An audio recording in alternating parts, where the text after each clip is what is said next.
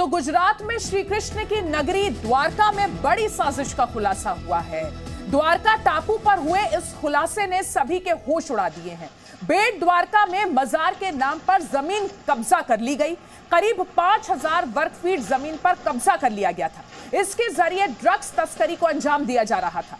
रणनीतिक रूप से भारत की आंतरिक सुरक्षा के लिए एक बड़ा खतरा यह बन सकता था। बेट द्वारका पाकिस्तान से सिर्फ 342 किलोमीटर ही दूर है। अब इन अवैध मजारों पर प्रशासन का बुलडोजर चल रहा है। तो ये 4 तस्वीरों के जरिए इस खबर को समझिए।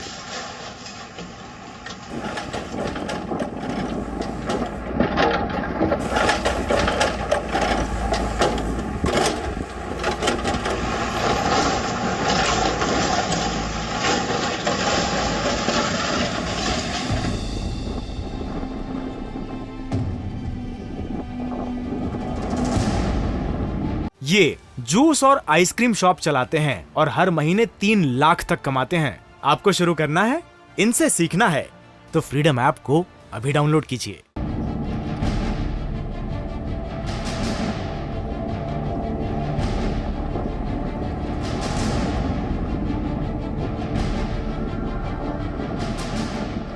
इस वक्त हम गुजरात के द्वारका डिस्ट्रिक्ट में हैं और ओखा जेटी के पास हैं। आपको तस्वीर दिखाते हैं।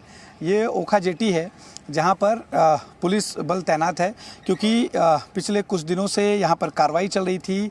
बेट द्वारका जो जगह है वहाँ पर इलीगल कंस्ट्रक्शन और पूरी तरह से इंक्रोचमेंट का मामला था। 5-6 दिनों से लगातार इस जेटी को बंद किया गया है ताकि कोई भी कानून व्यवस्था स्थिति निर्माण ना हो।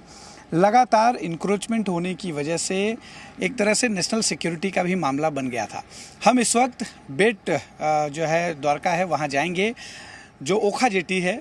यहाँ से इस बोट के जरिए हम बेट द्वारका तक जाएंगे और समझेंगे कि आखिरकार कैसे इंक्रोचमेंट हुआ था और कैसे ये एक तरह से नेशनल सिक्योरिटी का मामला जो है था, जिसके चलते यहाँ के कलेक्टर और प्रशासन ने कार्रवाई की। भारी पुलिस बल तैनात किया गया ताकि कोई लॉ एंड ऑर्डर की स्थिति निर्माण ना हो। तो चलिए हम चलते हैं और वहाँ पर एक एक तस्वीर आपको दिखाएंगे कि कैसे पूरा इंक्रोचमेंट हुआ, कैसे ये आने वाले समय में राष्ट्रीय सुरक्षा को लेकर भी खतरा बन सकता था।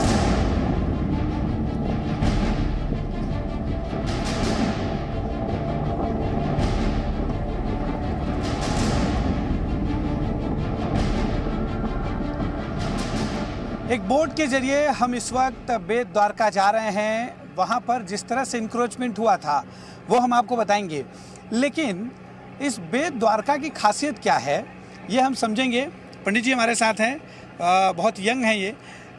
कौन से मंदिर में आप पूजा करते हैं? जी, द्वारिकाधीश मंदिर। द्वारकाधीश मंदिर में।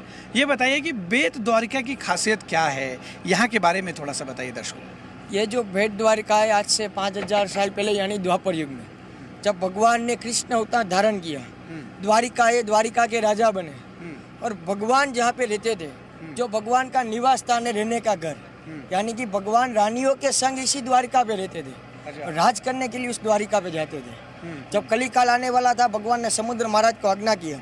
समुद्र महाराज ने 7 दिनों के अंदर में पूरा सोने का द्वारका समुद्र में लय कर दिया और उसके ऊपर ये जमीन का टुकड़ा बचा दिया। ये वही जमीन का टुकड़ा जहाँ पे आज से 5000 साल पहले भगवान कृष्ण का निवास स्थान यानी रहने का घर था। देखिए, ये दूर से हम आपको तस्वीर दिखाते हैं कि बेहद ही खूबसूरत आइलैंड है। यहाँ पर सोचिए कि लोग पहुँचे और उन्होंने इंक्रोचमेंट करना शुरू किया। पहले मज़ारें बनाई। मज़ार बनाने का एक फ़ायदा उन्हें ये मिला कि धार्मिक स्थल होने का एक तमगा लगा और जिसके वजह से कार्रवाई में डिले हुआ। लेकिन लगातार लोग आवाज़ उठा रहे थे और नतीजा ये हुआ कि पहले एक सर्वे किया गया। उस सर्वे के बाद पाया गया कि बहुत बड़ी तादाद में इंक्रोचमेंट हुआ है और फिर कार्रवाई शुरू हुई। 1 अक्टूबर से कार्रवाई शुरू हुई, 3 से 4 दिनों तक चली। 1000 की संख्या में पुलिस बल तैनात रहा। लोगों की आवाजाही इन दिनों पूरी तरह से बंद रही। अब धीरे धीरे शुरुआत हुई है, लेकिन अभी भी पूरी तरह से ओखा जेटी से जो बेट द्वारका जाने वाले लोग हैं उनकी संख्या बेहद कम है। पंडित जी, एक चीज़ और समझना चाहेंगे, जब ये 2-4 दिन कार्रवाई चल रही थी, सब कुछ बंद था, तो आप लोग का आना जाना कैसे हो रहा था? जी नहीं, कर्फ्यू लगा हुआ था, कोई आना जाना सब लोगों का मना ही था। तो अभी देख रहे हैं धीरे धीरे शुरू हो रहा है। हाँ, अभी उन्होंने कर्फ्यू तो हटा दिया है पूरा। गांव वालों को आने जाना की शुरुआत कर दी है अभी। अच्छा, बाकी टूरिस्ट नहीं जा? टूरिस्ट को मना है अभी।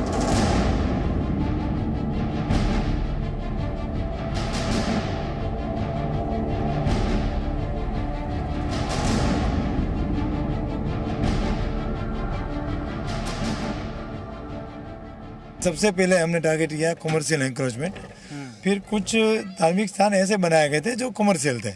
अच्छा। और जिसमें धार्मिक बिलीफ से ज़्यादा कमर्शियल एक्टिविटीज़ ज़्यादा थी, तो वो भी एंक्रोचमेंट है, तो उसको भी हमने हमने हमारे सर्वे में लिया।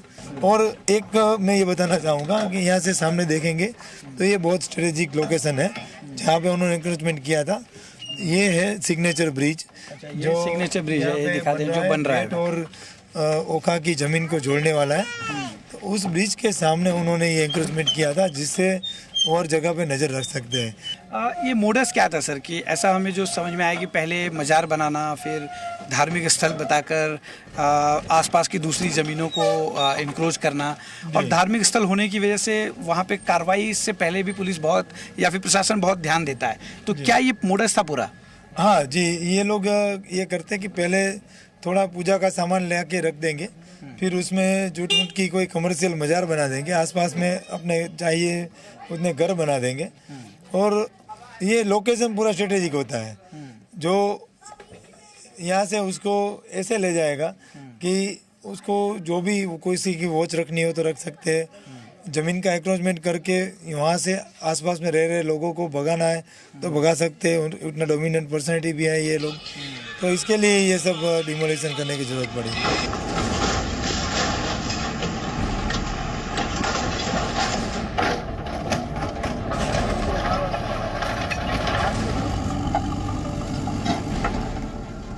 यहाँ पर सुरक्षा को लेकर जो सबसे बड़ी चिंता थी पुलिस के लिए वो ये कि भविष्य में अगर कोई यहाँ पर वीवीआईपी पर्सन या प्राइम मिनिस्टर या फिर कोई बड़े नेता या फिर कोई ऐसा डेलीगेट्स अगर इस तरफ आता तो यहाँ पर बसें जो जिन्होंने इंक्रोचमेंट किया था उनकी वजह से एक तरह से उनकी सुरक्षा को लेकर, जो भी व्यक्ति इस तरफ जाता उनकी सुरक्षा को लेकर खतरा था। सर, ये जो स्ट्रेटेजिक लोकेशन आप बोल रहे हैं कि ये बहुत ज़्यादा सेंसिटिव क्षेत्र है, क्या है इसके मायने थोड़ा सा समझाइए। ये जो पीछे दिख रहा है वो यहाँ का सिग्नेचर ब्रिज है जो ओखा को बेट की भूमि से जोड़ता है। इस ब्रिज से आने वाले हर व्यक्ति पे नज़र रखी जा सकती है यहाँ से। तो जब ये एरिया डेवलप होगा और ब्रिज चालू हो जाएगा तब ब्रिज से कोई भी महानुभाव आता होगा जिसकी सिक्योरिटी Z+ या उससे ज़्यादा हो तो उसके ऊपर ध्यान रखा जा सकता है, उसके ऊपर अटैक भी किया जा सकता है। और उस स्थिति में यहाँ पे अनआइडेंटिफाइड लोग रहे वो वाजिबी नहीं है। इनका जो जगह है वो आइडेंटिफाइड होना चाहिए, उनके खुद के लिए कायदे से लिया होना चाहिए।